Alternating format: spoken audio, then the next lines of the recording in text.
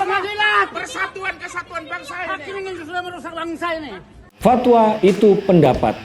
Fatwa bisa didebat. Fatwa tidak mengikat. Fatwa itu opini, tidak suci, meniscayakan toleransi. Dan sebaik-baik fatwa, suara hati nurani. Inilah Fatwa Guntur Romli.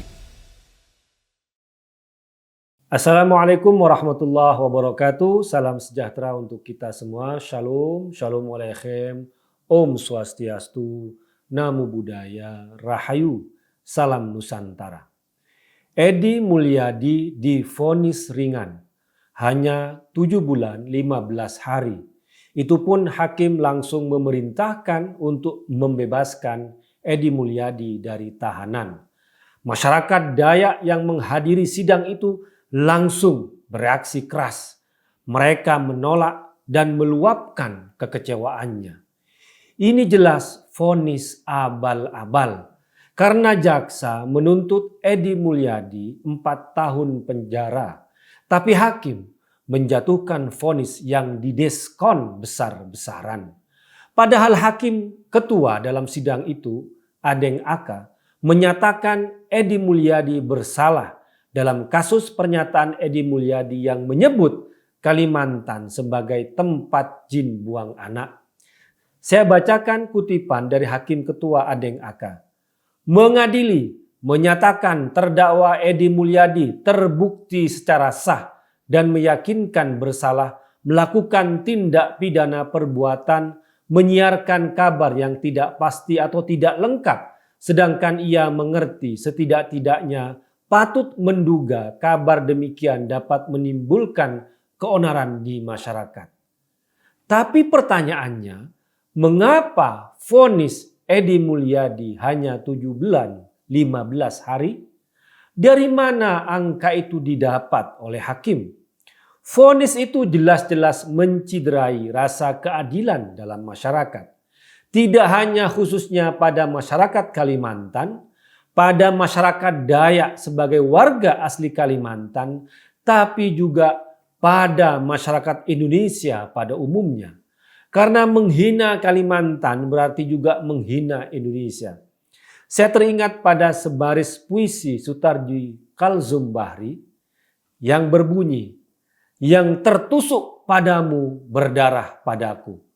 Pernyataan Edi Mulyadi memang menusuk warga di Kalimantan. Tapi yang merasa sakit, yang bisa berdarah tidak hanya warga Kalimantan, tapi semua warga Indonesia. Karena Indonesia tidak bisa dipisah-pisahkan, tidak bisa dibeda-bedakan antara pulau-pulau, antara suku, agama, dan golongan. Karena Indonesia adalah satu. Penghinaan terhadap satu suku di Indonesia, pada satu daerah di Indonesia, berarti penghinaan terhadap Indonesia secara keseluruhan. Karena itu, masyarakat Dayak yang merespon vonis Edi Mulyadi dengan kekecewaan dan kemarahan merupakan hal yang wajar dan bisa dimaklumi. Vonis tersebut juga mencoreng lembaga pengadilan yang tidak memberikan jaminan keadilan dalam masyarakat. Apalagi kasus itu menyedot perhatian publik. Secara prosedur, jaksa memang harus banding. Vonis abal-abal tersebut tidak bisa diterima dengan nalar sehat dan hati nurani. Pernyataan Edi Mulyadi telah terbukti menyebabkan kegaduhan dan ketegangan di masyarakat. Masyarakat yang terhina akibat pernyataan Edi Mulyadi itu pun telah patuh menyerahkan kasus ini pada penegak hukum dan proses peradilan. Namun sayangnya, vonisnya pun bisa berpotensi membuat kegaduhan kembali di masyarakat karena tidak adanya rasa keadilan di masyarakat. Saya salut pada masyarakat Dayak yang terus menuntut keadilan dan mempertahankan kehormatannya. Wassalamualaikum warahmatullahi wabarakatuh. Fatwa itu pendapat. Fatwa bisa didebat. Fatwa tidak mengikat. Fatwa itu opini, tidak suci, meniscayakan toleransi. Dan sebaik-baik fatwa, suara hati nurani. Inilah Fatwa Guntur Romli.